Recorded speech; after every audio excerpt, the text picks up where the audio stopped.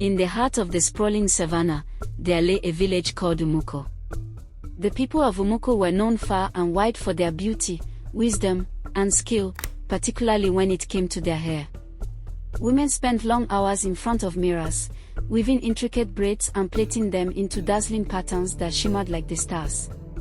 Among the women, one stood out, Abeni, a woman with hands that seemed to have been touched by magic. Abeni had a gift, one that had been passed down to her from her mother, who had inherited it from her grandmother. She could braid hair in ways no one else could, making it look as though the strands were flowing like rivers, or shaped like the wings of birds. People came from near and far to have their hair done by Abeni. But there was something special about Abeni that no one knew. She didn't charge for her services.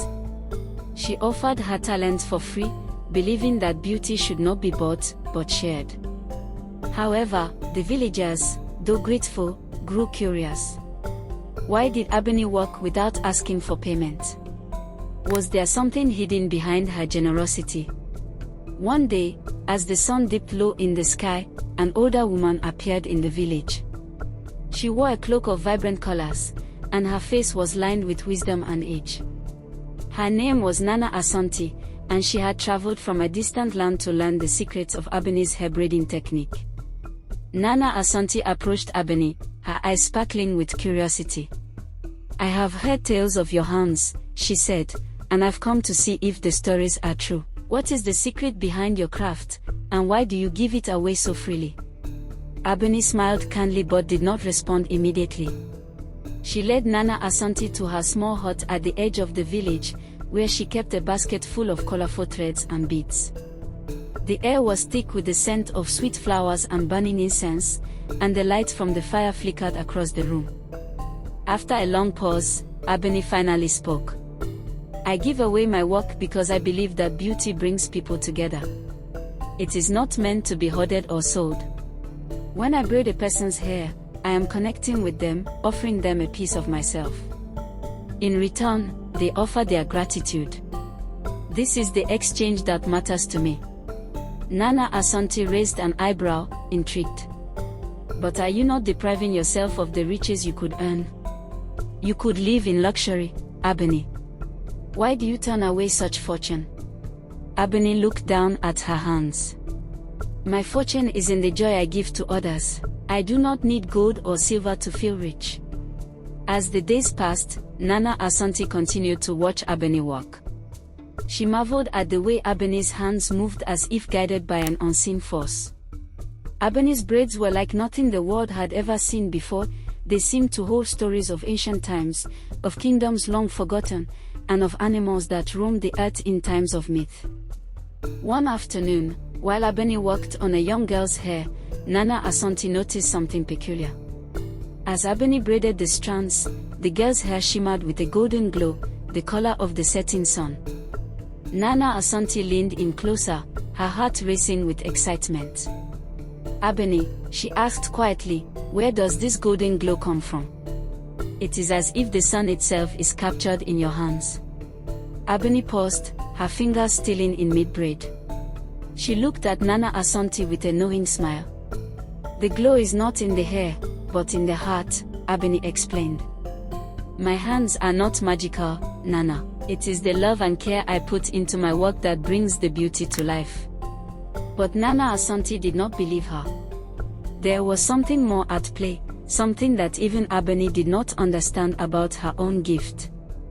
That night, Nana Asante set out to discover the truth behind Abeni's miraculous braids. Nana Asante devised a plan. She disguised herself as a village woman, her appearance altered by layers of shawls and scarves. She went to Abeni and requested a braid, offering a beautiful, bejeweled bracelet as payment. Abeni, ever kind-hearted, smiled and declined the offer. She began braiding the woman's hair, her fingers working with grace and speed.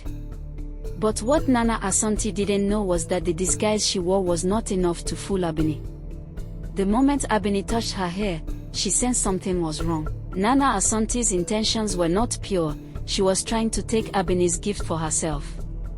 Abeni paused, the energy around her shifting. "You do not wish for a braid, Nana, she said softly, her voice gentle yet firm. You wish to steal from me? Nana Asante was taken aback. How did you know? She asked, astonished. Abeni smiled, her eyes gleaming with wisdom. I give my talent freely, but I also protect it. Those who seek to take without understanding will find themselves lost. Nana Asante left Abeni's hut, her heart heavy with shame. She had come to steal the secret of Abeni's talent, but instead, she had learned something far more valuable. The next morning, she returned to Abeni, this time with humility in her heart.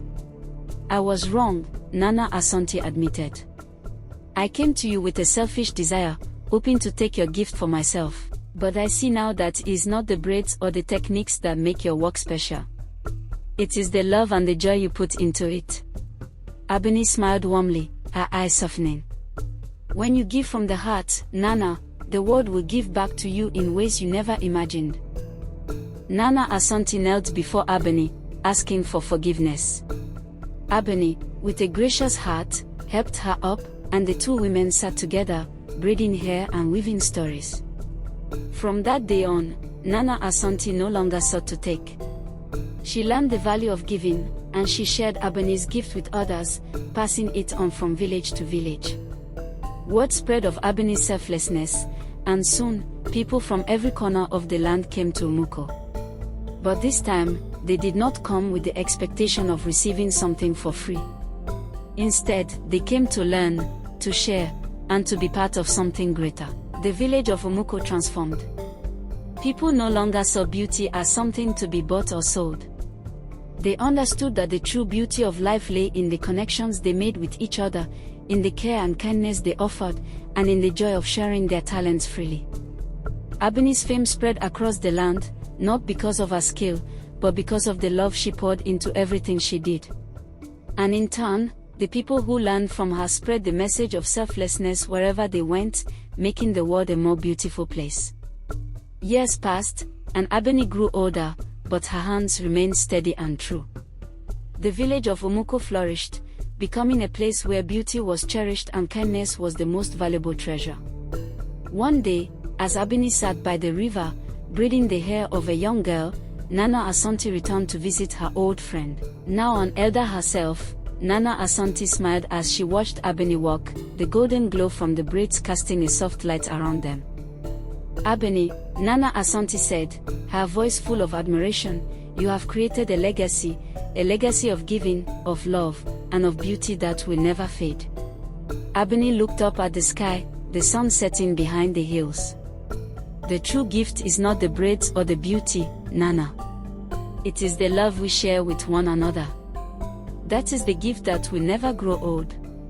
And so, Abeni's hands continued to weave not just hair, but a legacy of kindness that would live on long after she was gone. The village of Umuko would never forget the woman who gave her gift for free, and in doing so, made the world a more beautiful place. One day, two rival sisters from a neighboring village, Mario and Tinuk, arrived in Umuko. They hadn't spoken in 5 years over a family dispute, yet both secretly longed to reunite. Hearing of Abeni's gift, they came together, each hoping to get her attention first. Abeni, wise as always, welcomed them both. Instead of choosing one, she insisted they sit beside each other as she braided their hair, one strand from Mario's, one from Tinuk's, woven into a single style. She spoke gently as her fingers worked. Hair, like hearts, can be tangled, she said. But with patience and care, even the worst knots can be undone. By the time she was finished, the sisters were weeping and embracing. Her braids had not just mended hair but healed hearts. From that day on, the style was known as the braids of peace, and it was worn by those seeking forgiveness. During a rare dry season, the village well began to run dry. Crops withered, and hope faded. The elders remembered the legend that deep in the forest lived a spirit who controlled the rains, but she only appeared to the purest of heart. Without hesitation, the villagers begged Abeni to go. Guided by instinct and humility, Abeni ventured into the forest alone. After hours of walking, she found a clearing filled with wind and whispers. A glowing spirit appeared, half human, half rain cloud. "Why do you come, child of Hans?" the spirit asked. "I seek water for my people, not for myself," Abeni replied. The spirit smiled. "Your gift has pleased the heavens. I shall answer your kindness with rain." That night, rain fell across Umuko, soaking the earth and reviving the land. Abeni returned quietly, her clothes wet, her heart at peace. In honor of Abeni's impact, the villagers created an annual event, the Festival of Threads. Every woman, girl, and even some of the men had their hair braided by someone else, symbolizing giving and trust. Abeni sat in the center, not as a queen, but as a humble guest. Children danced around her, wearing beads and colorful wraps, chanting, "With gentle hands and open hearts, we weave the world together." Abeni's eyes filled with tears as she saw what her selfless choice had inspired, a culture of generosity that grew beyond her own hands. One day, a wealthy merchant from the city arrived with a large sack of gold and a demand, "Braid my hair, woman, and I'll make you rich beyond your dreams." Abeni smiled softly. "I do not trade my gift for gold." Furious, the merchant cursed her. That night, he tried to bribe others to steal her thread basket, believing it held her power. But when he touched the basket, his hands turned stiff and tangled, as if vines wrapped them. He screamed, falling to the ground. The next morning, Abeni approached him with compassion. She undid the invisible vines, whispering, "A gift taken by force turns to curse. But a gift received in gratitude becomes a blessing." The merchant returned to the city, humbled, and donated half his wealth to orphan children. A shy girl named Kessia, born without hair, had always hidden from others.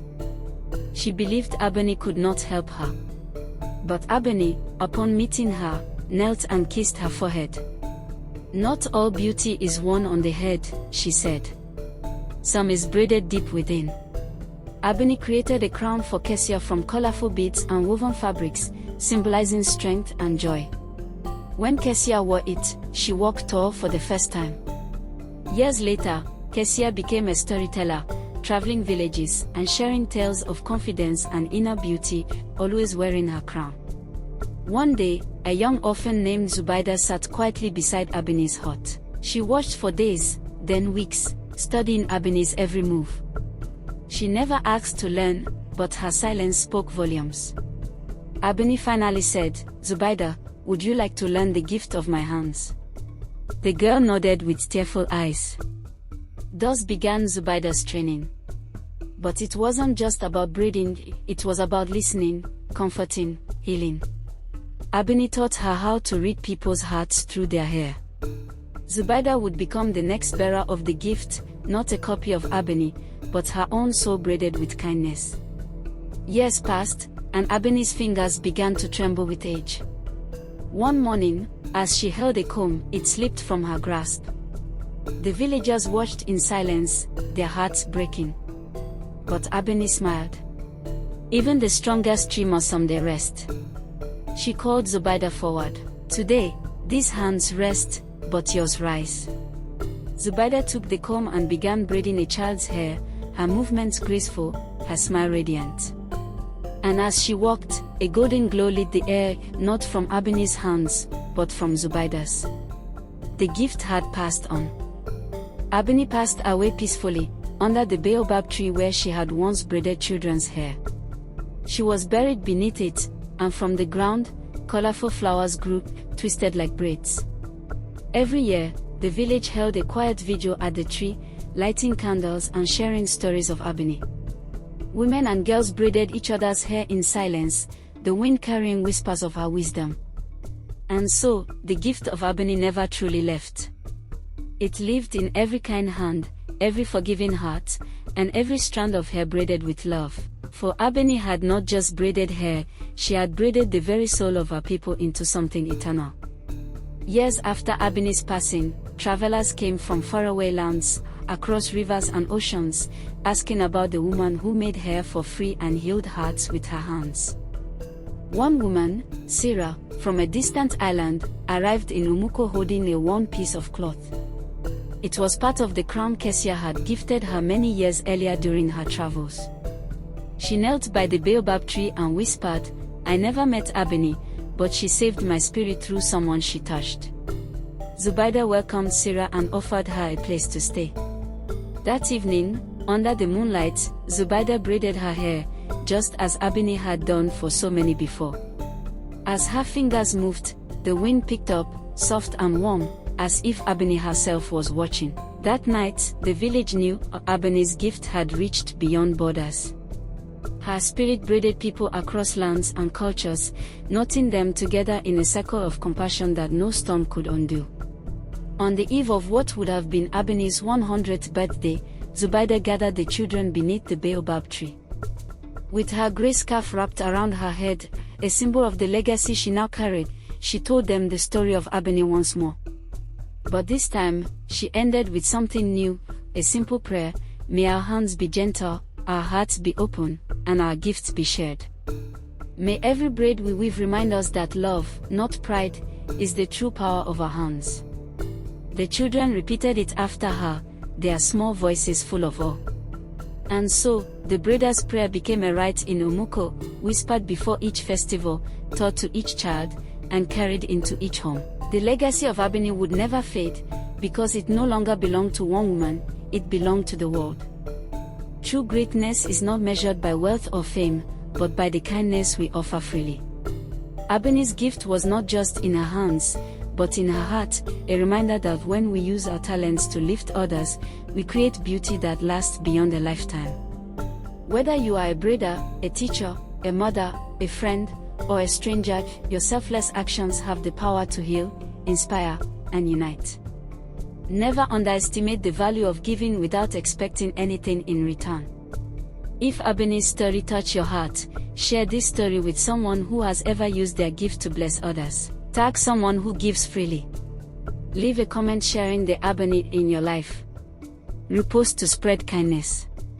Let's braid the world together, one act of love at a time.